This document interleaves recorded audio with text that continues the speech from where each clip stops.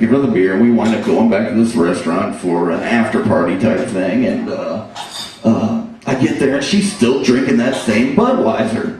And she's talking to me. She's like, oh, there's the guy that gave me the Budweiser, and Brandon, my boy Brandon sits down with him, and this is where, I'm not so sure about Brandon.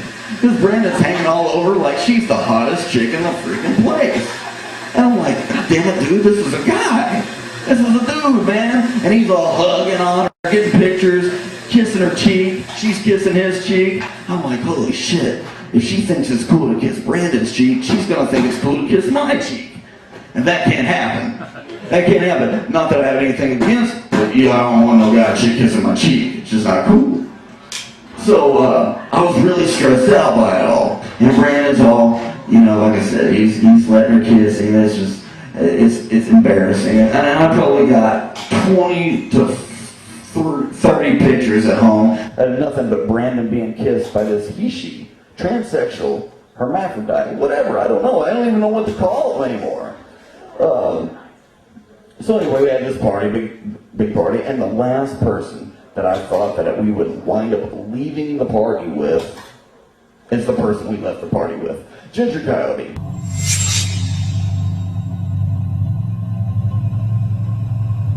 This Ginger Coyote, she's in tight with a bar owner, so we go in, and he's just like, we'll serve you guys up whiskey shots. And I'm just like, dude, I cannot drink any freaking more. I'm done.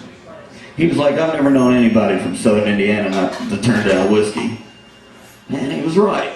So how could I be the first one? That just wouldn't be cool. So we drank whiskey and drank whiskey, more whiskey. And they played Slayer on the jukebox, and I thought, there is nothing more holy right now than this freaking bar. I love this. When they could play Angel of Death, feed me free whiskey, and I hang out with some chick that used to have it big, that's badass. That's badass, and that's LA. So all of a sudden we're looking at our watches, and we're like, damn, we gotta catch a plane in 2 hours.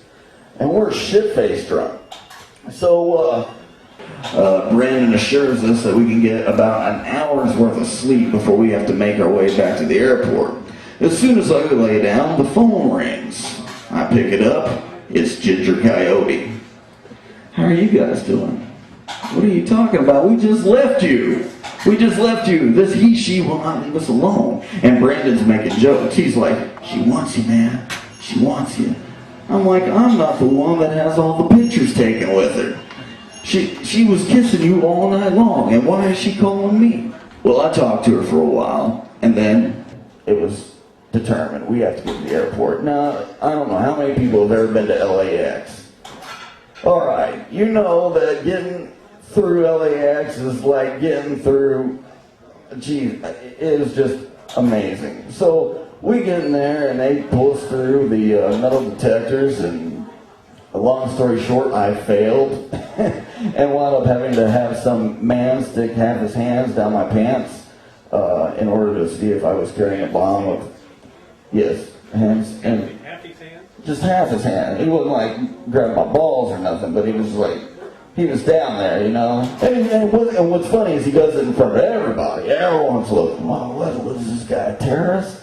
And I'm shit-faced, drunk on whiskey due to that dude at the club calling me out saying, I never knew another guy from Southern Indiana turned down whiskey.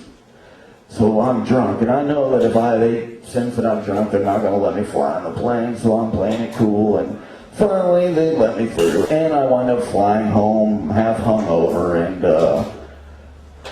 I land in Minnesota, fly out of Minnesota to Louisville, and drive from Louisville back home. And as I got about midpoint, my cell phone rings. And guess who it is?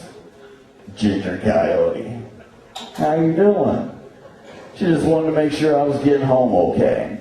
So, this story, although kind of humorous, kind of had a good, there's a kind of a nice little moral to the story. It's like the person I thought was that I was less likely or most likely not to jive with once I got to LA wound up being the person that was probably the most giving and caring person I'd ever met. Wound up being a hell of a person. And I kind of feel bad for judging her